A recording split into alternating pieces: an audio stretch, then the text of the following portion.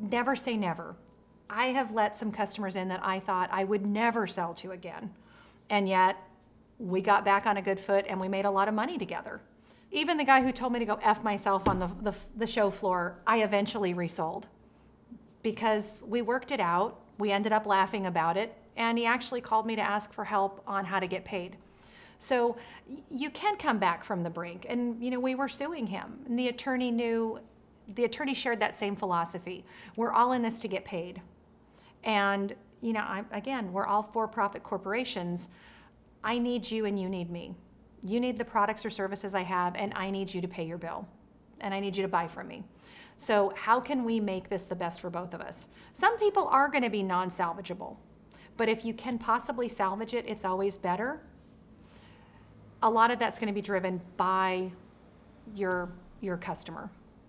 So at any point, though, I want to point out during any of these processes, small claims, collection agency, or civil-driven litigation, the customer has the opportunity, and you as the credit manager have the opportunity to reach out to that customer, regardless of what anyone tells you.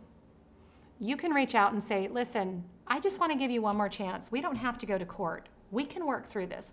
A lot of credit managers see that as weakness. You're not going to hurt anybody by throwing a white flag out there. Come on, talk to me. Come on, I can make this go away. Come on, you don't want to go to court. So you can get them talking to you and see what you can come up with.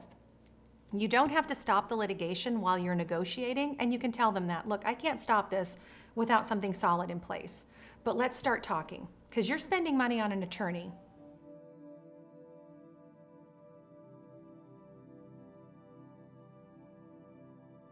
This is just a small taste of a much larger class. You can take the full class for free at levelset.com. Join me.